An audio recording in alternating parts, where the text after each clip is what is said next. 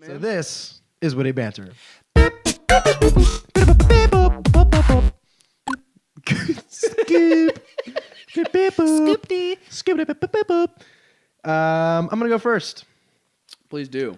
Here's a little nougat. Nothing too big here. Oh, I'm chewing. So, U.S. Xbox One sales have tripled since the November 2nd price drop. Meanwhile, the PlayStation 4 has been the top-selling console for the past 10 months. So for the month of October, PlayStation 4, the dominance has continued to reign on, but the sales of the Xbox One tripled in the past 3 weeks just from that price drop alone. So, do you have like a total sales number per month kind of thing, or like Not per month. I know that Xbox One has surpassed 10 million consoles total, and Okay. PlayStation 4 is already well past that. Right. Also, if you were to combine the total Xbox One and PlayStation 4 numbers together Okay. and compare them with the total PS3 and Xbox 360 numbers together at the same point in time in the year, Yeah.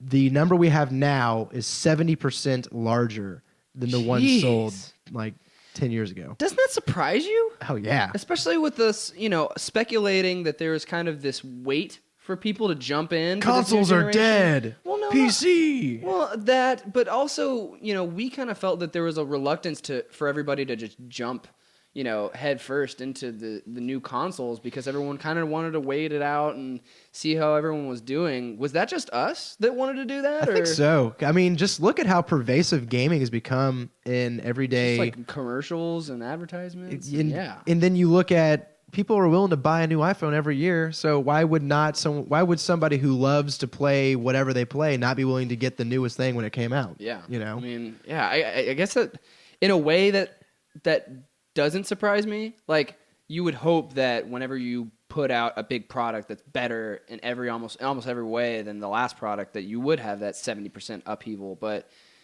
I'm just surprised that it played out that way. Yeah. Like, I guess I just thought that you and I had a pretty good feel for the marketplace in saying that, yeah, there's always going to be those not fast followers, early adopters that are going to jump in and kind of kickstart it.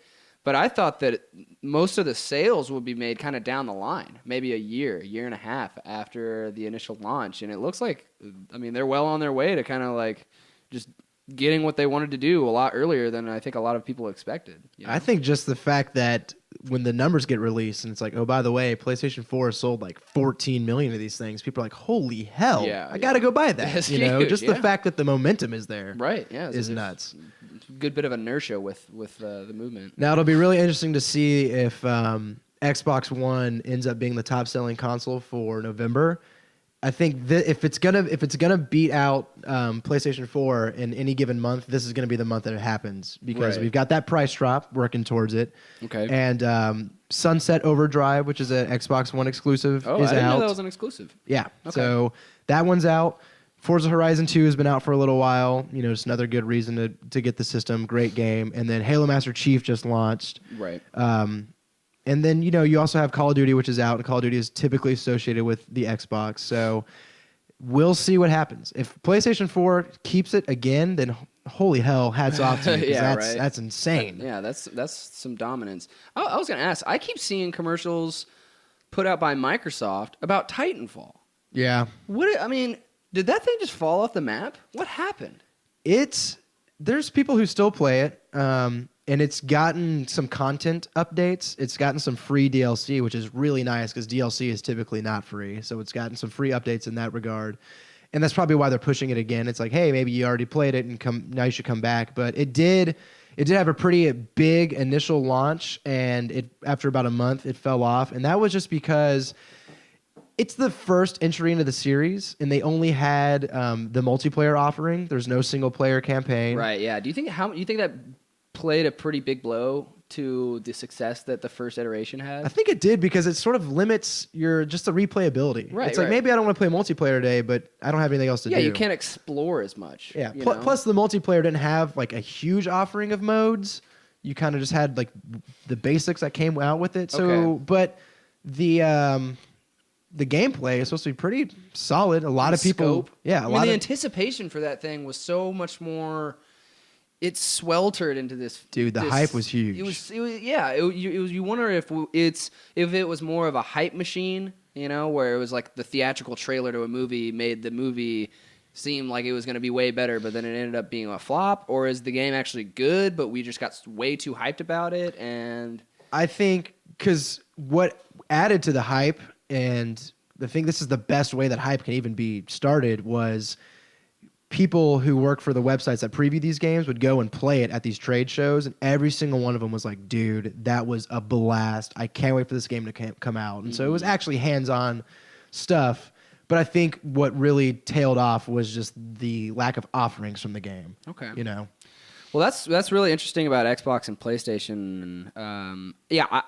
I think that right now is kind of like a breaking point to see if there's going to be that overtaking by Xbox. If they can really grab like a Christmas quarter and take a total sales number higher than what PlayStation do, they can really like kind of be like, hey guys, we're still in the game, man. Yeah. Regardless of what happens last year, Yep. People have short-term memory about that stuff. So. And like I said, I just feel like that last year was pretty much they're going to have to seed it, and all of the workings that they've done to remedy that are probably not going to come into like real powerful fruition until around a year or more afterwards. Just to say one more thing before we get off, Phil Spencer tweeted, who was the head of Microsoft, that he was just recently at Rare Studios. Rare is the guys that did like Banjo-Kazooie and a bunch of like really awesome games from way back in the day. Okay. Microsoft acquired Rare, and when they did, the studio basically died. Like they haven't made the games the stuff they do for Microsoft is really crappy. But apparently they're making a game right now, and it's supposed to be, Okay. So it's another thing to be excited for. I've definitely heard of that name before. I don't even know they did Diddy Kong Racing. Yo, okay. There you go. Yeah. So they have the kids laughing and all that. Yeah, Right? that's them, Okay. bro. Got you. Cool. That's us laughing every time we play. Who you're always tipsy? Tip top? Pipsy. I'm tip top. I'm the mouse, you're the turtle. It's because they're the fastest, man. They are. They literally have the best acceleration and the best turning. Why wouldn't you get them? Okay. All right. Score settled. Next.